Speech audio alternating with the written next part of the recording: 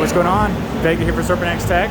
This is called the Intelliflex container, where you can have your ASICs inside this immersion cooling system.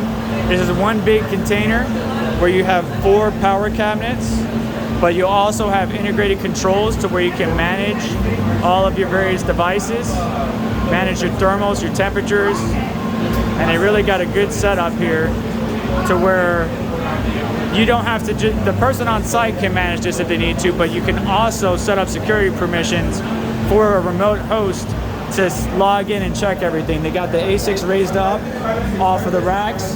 There's your level sensor.